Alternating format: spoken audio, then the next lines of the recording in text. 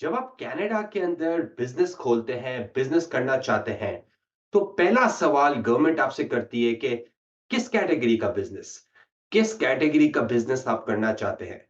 Canada के अंदर basically total में जो आप बिजनेस कर सकते हैं, वो 5 टोटल तरह के आप बिजनेस कर सकते हैं, राइट? ओके। उसके डिफरेंट स्ट्रक्चर्स होते हैं, उसके डिफरेंट बेनिफिट्स होते हैं और उसकी बहुत ज्यादा इम्प्लीकेशंस होती हैं कि आपका बिजनेस के फ्यूचर के ऊपर। और हम इस वीडियो में इन डिटेल जाएंगे उन 5 डिफरेंट बिजनेस स्ट्रक्चर्स के बारे में। तो पहली चीज, जब आप कनाडा में आते हैं या कनाडा में एज अ फॉरेन बायर या एज अ पीआर या एज अ सिटीजन, राइट? आप बेसिकली बिजनेस खोलना चाहते हैं कनाडा के अंदर। तो गवर्नमेंट आपसे पूछती है कि भाई ओके, किस कौन सी कैटेगरी में हम आपको डालें। तो पहली कैटेगरी जो है ना, जिसे हम बोलते हैं sole proprietorship. Okay. Sole proprietorship क्या होता है कि बेसिकली ये होती है सिंगल ओनर कंपनी। एक बंदा उसको मैनेज करता है, ओके। और इस ओनर की ही पूरी रिस्पॉन्सिबिलिटी होती है, यही ओन करता है, फुल कंट्रोल में होता है। तो इसका बेसिकली एडवांटेज ये होता है कि भाई आप ही ओनर हो, आप ही फुल कंट्रोल में हो, ओके। और आपके पास रेगुलेटरी बर्डन कोई नहीं है, मतलब कि आपके पास शेयर होल्डर्स नहीं है, आपके पास कोई इन्वेस्टर्स नहीं है। तो आप ही बादशाह हो, आप ही किंग हो, आप अपने कंपनी के, राइट? अब उसके अंदर डिसएडवांटेज क्या है? भाई देखो, कल अगर आपकी कंपनी को कोई सू करता है, बोलता है भाई मैं इसकी दुकान के मैं खाने गया था और इसमें फिश का कांटा आ गया, मुझे हलक में भी जख्म, मेरी मेरी इंजरी हो गई है और मैं $2 मिलियन का सू कर रहा हूं। तो भाई आपके पास इंश्योरेंस है, आपके इंश्योरेंस से लेट्स से $1 मिलियन कवर कर लिया, लेट्स $1 मिलियन की आपको खुद पे करना है। अब सोल प्रोप्राइटरशिप के अंदर मसला ये है कि भाई आपके ऊपर पर्सनल लायबिलिटी बहुत बढ़ जाती है। तो बिज़नेस में अगर कुछ भी मसला होता है ना, तो आपके पर्सनल एसेट्स के ऊपर लोग आ सकते हैं। लेट्स से कि अगर आपका बिज़नेस है, फिर आपका घर है। अगर आपके बिज़नेस में इनफ पैसे नहीं है, तो वो आपके घर पे भी आएँगे, वो आपकी गाड़ियों पे भी लेके जाएँगे। तो सोल प्रोप्राइटरशिप जब आप स्टार्ट कर रहे होते हैं ना बिज़नेस कनाडा के अंदर, तो ठीक है। क्योंकि मिनिमम है में टैक्सेशन, जब आप ईयर एंड बुक कीपिंग करते हैं, अकाउंटेंट के पास जाते हैं तो सस्ता पड़ता है, right? It's easy to maintain structure of business, okay? Sole proprietorship, it's a really good, ये भी बहुत अच्छी बेसिकली सॉल्यूशन है उन छोटे एंटरप्रेन्योर्स के लिए, उन स्टार्टअप्स के लिए जो बस अभी स्टार्ट करना चाहते हैं, श्योर नहीं है, साइड हसल करते हैं, पार्ट टाइम करना चाहते हैं। तो ये बेस्ट स्ट्रक्चर है, राइट? सेकंड बेसिकली जो स्ट्रक्चर कनाडा के अंदर अलाउ है लीगली, वो है, उसको बोलते हैं पार्टनरशिप, ओके।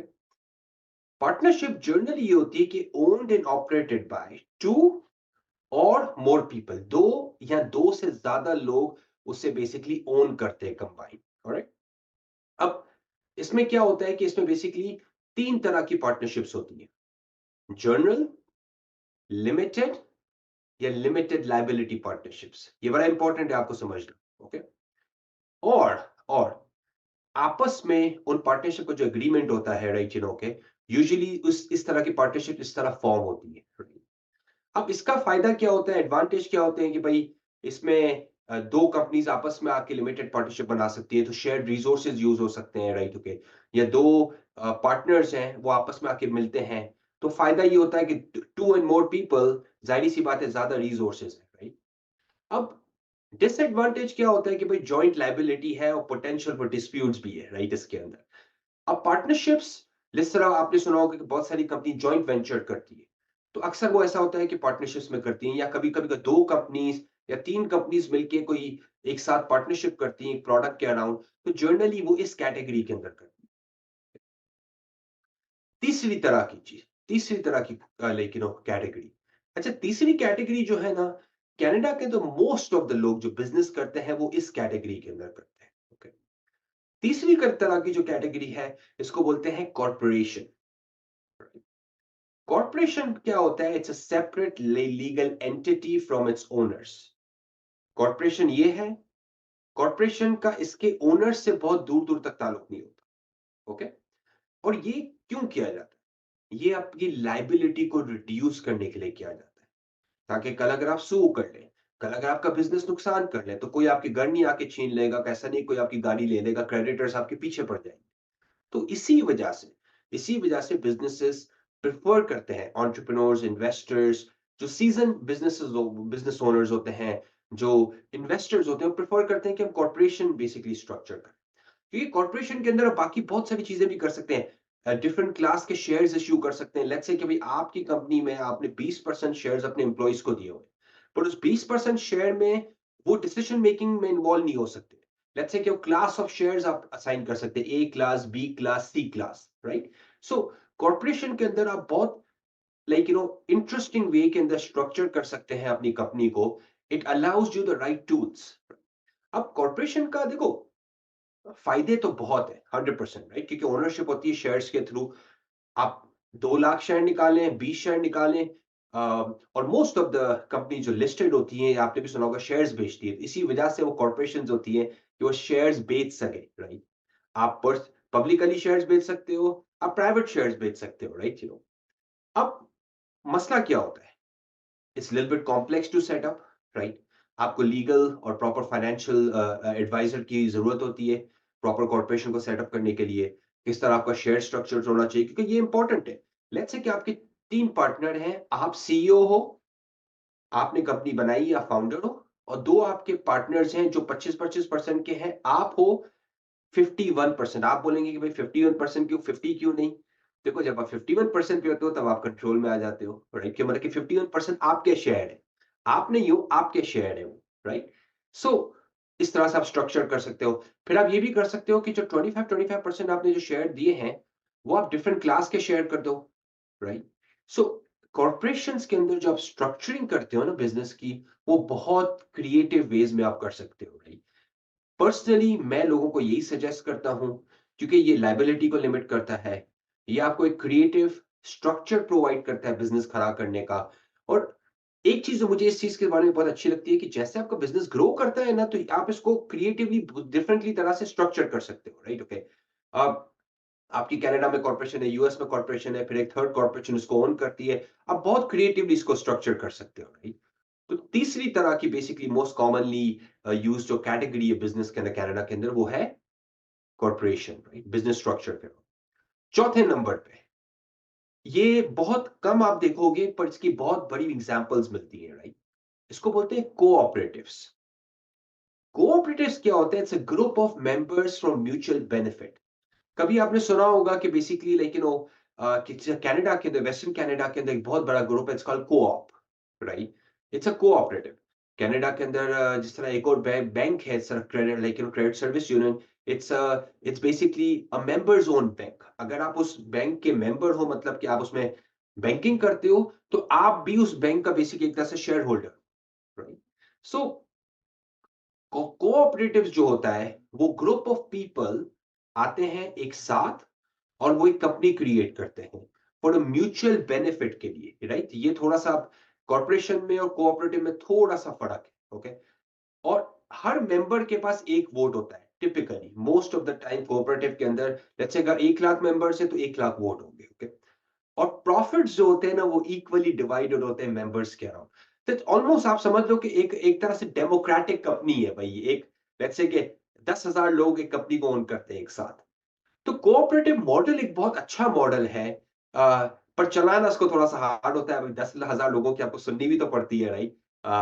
जब वो सवाल करते हैं तो आपको जवाब भी तो देना पड़ता है। आप देखो ना, जब अकेले होते हो, आप अपने बिजनेस जिस तरह चलाओ, डजंट मैटर। पर कोऑपरेटिव में you have to listen to them, you have to, right? उनका से है, राइट? वो बेसिकली एक तरह से मतलब कि ऑन द पेपर वो ओनर है आपके साथ, राइट? अब इसका जो डिसएडवांटेज क्या होता है? लेट्स से अगर फ्यूचर में जाके आपको जो है ना फंड रेजिंग करनी है, कैपिटल रेज करना है, आप स्टार्टअप, तो आप स्टार्टअप को-ऑप मॉडल पे नहीं जा सकते, क्योंकि टेक्निकली लेस अट्रैक्टिव हो जाता है इन्वेस्टर्स के लिए। इन्वेस्टर का काम थोड़ी 10,000 लोगों से जाके बातें करेगा वो। उसको कॉर्पोरेशन जैसा स्ट्रक्चर चाहिए, क्लीन स्ट्रक्चर, राइट? एडवांटेज ये है कि डेमोक्रेटिक है एक तरह से। जब 10,000 लोग ओन करते हैं तो 2 लोग डिसीजन नहीं बना रहे होते। तो कोऑपरेटिव, जिस तरह काउ एसोसिएशन, लेट्स से है, वो काउ फार्मर्स ओन करते हैं, लेट्स से अगर, और उन्होंने एक ब्रांड बनाया जो वो सारे ओन करते हैं, तो वो एक तरह से कोऑपरेटिव के अंदर वो ब्रांड आ गया, राइट? उन सबका म्यूचुअल बेनिफिट है उसके अंदर। तो कनाडा के अंदर आपको बहुत सक्सेसफुल कोऑपरेटिव बिजनेस भी मिलेंगे, right? और इसको आप इंडिविजुअली तो नहीं स्टार्ट कर सकते, आपके पास एक कम्युनिटी होनी चाहिए जो उस कॉज में डेडिकेटेड हो और उसको म्यूचुअली बेनिफिट हो सबके लिए। पांचवें किस्म की जो आप कंपनी खोल सकते हैं कनाडा के अंदर, जो स्ट्रक्चर आप खड़ा कर सकते हैं कनाडा के अंदर, इसे हम बोलते हैं नॉन प्रॉफिट, राइट? अब non profit it's simple, straight forward है, राइट? ओके। जनरली ये सोशल, एजुकेशनल या चैरिटेबल पर्पसेस के लिए किया जाता है, राइट? अगर आप थोड़ा सा होशियार हैं तो आपको ये भी पता है कि हर अमीर आदमी की एक नॉन प्रॉफिट होती है, क्योंकि नॉन प्रॉफिट को लोग as a tax write off भी यूज करते हैं। जब वो $2.5 लाख अगर यूज करते हैं ना, तो उसको नॉट ओनली वो टैक्स राइट ऑफ के लिए भी यूज कर सकते हैं, पर नॉन प्रॉफिट्स के दो बहुत बड़े बेनिफिट्स हैं। एक तो ये कि rich people use non profits as a tool, right? But non profit, let's say कि अगर आप you genuinely want to do good work, आपको कनाडा के अंदर एक चैरिटी खोलनी है, तो आप नॉन प्रॉफिट की कैटेगरी के अंदर खोलेंगे। आप समझे बात को? अब नॉन प्रॉफिट का क्या है कि उसकी जो रेगुलेटरी जो है ना, वो थोड़ी-सी मतलब कि थोड़ी स्क्रूटनाइज़ होती है। क्यों होती है? क्योंकि भाई आप लोगों से आप पैसा ले रहे होते हो डोनेशन के नाम पे। ये थोड़ा इम्पोर्टेंट है, राइट? सो क्योंकि टैक्स एग्जेम्पशन होती है, राइट? जिस तरह मोस्टली आप समझेंगे कि भाई फंडिंग जो रेज़ होती है, राइट? तो वो तो मतलब कि जो किसी भी कॉज़ के लिए फंड रेज़ होती है, तो नॉन प्रॉफिट के अम्ब्रेला के अंदर होती है। अब इसके अंदर ये होता है कि नॉन प्रॉफिट के अंदर कि जो मेंबर्स होते हैं, जो उसके बेनिफिशियरीज होते हैं, उनको उसके प्रॉफिट के लिए वो काम कर रही होती है। पर जिसने बनाई होती है, राइट, वो अपने प्रॉफिट के लिए नहीं काम कर रहा होता। तो इसमें एक फंडामेंटल फर्क है। इसमें कनाडा के अंदर बहुत रेगुलेशंस हैं और आपको स्टेटमेंट्स अपने चाहिए होते हैं ऑडिटेड प्रॉपर्ली, राइट? और स्क्रूटनी की जाती है आपसे। ऐसा नहीं है कि आप बोलें कि भाई मैं चैरिटी खोल के बैठ गया हूँ, जिस तरह बहुत सारे मुल्कों में होता है, लोग सिर्फ चैरिटी खोल के बैठ जाते हैं, फिर उसके उसके बेसिकली लाइक चैरिटी के बिहाइंड वो बिज़नेसेस कर रहे हैं, वो गलत काम कर रहे हैं, वो पैसे लेके दे ही नहीं रहे किसी को। तो ये आप कनाडा में नहीं कर सकते, क्योंकि काफ़ी ऑडिट होती है, काफ़ी स्क्रूटनी होती है आपकी नॉन प्रॉफिट की। अब आप देखें, ये 5 चीज़ें इंपॉर्टेंट हैं, 5 कैटेगरीज़ तो मैंने बात की है।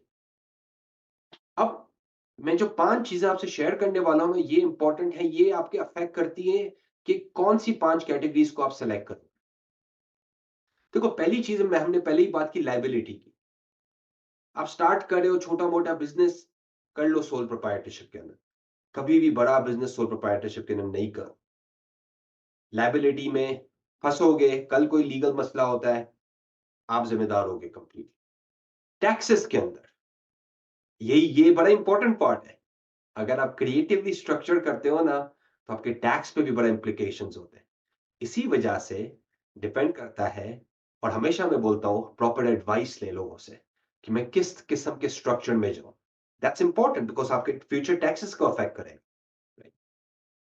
तीसरी थिंग, कैपिटल नीड्स इन्वेस्टमेंट। अगर आपने फ्यूचर में जाके इन्वेस्टमेंट क्रिएट करनी है, आपने कैपिटल रेज़ करना है, तो ये भी आपको मतलब कि आपको बेसिकली अकाउंट में लेना पड़ेगा कि किस किस्म का बिज़नेस स्ट्रक्चर आप चाहते हैं अपने बिज़नेस के लिए। 'cause that's a very important as well, right? Number 4 is about control, right? आप खुद कितना कंट्रोल चाहते हैं एज़ अ बिज़नेस ओनर, ये भी बहुत इंपॉर्टेंट है। बहुत सारे लोग कंट्रोल चाहते हैं, बहुत सारे लोग चाहते हैं कि हमारे हाथ में चीज़ें हों, इसी वजह से हम बिज़नेस भी करते हैं। पर बहुत सारे जो लोगों के लिए ये इंपॉर्टेंट नहीं होता। इसी वजह से डिफरेंट 5 ऑप्शंस आपको ऑफर किए जाते हैं कनाडा के अंदर। 5वीं चीज़, complexity in day to day running, ये भी ज़रा इंपॉर्टेंट है। कॉर्पोरेशन हो गई, नॉन प्रॉफिट्स हो गई, कोऑपरेटिव्स हो गई, ये सारी चीज़ें जो है ना, ये ज़्यादा पेपर वर्क माँगती है। ईयर एंड अकाउंटिंग ज़्यादा चाहिए होती है आपको। तो ये जब सारी चीज़ें आपको ज़्यादा चाहिए होती हैं, तो ये भी एक कंसिडरेशन होती है। इसी वजह से मैं लोगों को बोलता हूँ कि भाई जब स्टार्ट कर रहे हो तो सोल प्रोप्राइटरशिप इज़ परफेक्ट। पर जब आप स्केल कर रहे हो ना, जब आप ग्रो कर रहे हो, या आपको बड़ा बिज़नेस करना है या मल्टीपल पार्टनर्स हो, तो corporation makes the best sense, right? अगर आप बेसिकली लाइक कनाडा के अंदर आके कंपनी खोलते हो, तो this is the first step they will ask you to do. और कनाडा के अंदर सबसे अच्छी बात ये है कि कंपनी आप किसी भी रजिस्ट्री ऑफिस में जाकर रजिस्टर करवा सकते हैं। बट मैं आपको एडवाइस करूं, अगर आपको इन चीजों के बारे में पता है तो यू डोंट नीड एडवाइजर्स। पर अगर आपको इन चीजों के बारे में क्लैरिटी नहीं है, आपको ये नहीं पता कि मैंने अकाउंटिंग किस तरह करनी है, मुझे नहीं पता कि मैं किस किस्म का स्ट्रक्चर क्रिएट करूँ, आपको ये नहीं पता कि मेरा शेयर स्ट्रक्चर किस तरह होना चाहिए, तो मैं रिकमेंड ये आपको करूँ कि किसी एडवाइज़र के साथ काम करें, किसी एक्सपर्ट के साथ काम करें हू can guide you through the process, right? क्योंकि यहाँ पे आप मिस्टेक करेंगे आगे जाके, यहाँ पे आप लाइक यहाँ पे तो चलो डॉलर की मिस्टेक, $5 की मिस्टेक होगी, पर आगे जाके वो बहुत लंबी मिस्टेक हो सकती है, बड़ी मिस्टेक हो सकती है। तो पहले से ही अपने बिज़नेस के स्ट्रक्चर को आप प्रॉपर रखें, ताकि आगे जाके आप पोटेंशियल मिस्टेक्स को अवॉइड कर सकें। अगर आपको कनाडा में बिज़नेस के related, business investments, business buying, business immigration के रिलेटेड कोई भी क्वेश्चन हो तो आप कमेंट्स में जाइए या हमारी वेबसाइट विज़िट कीजिए लॉटीक LAWTIQ लॉटीक.com के ऊपर, will be happy to help you. Thank you.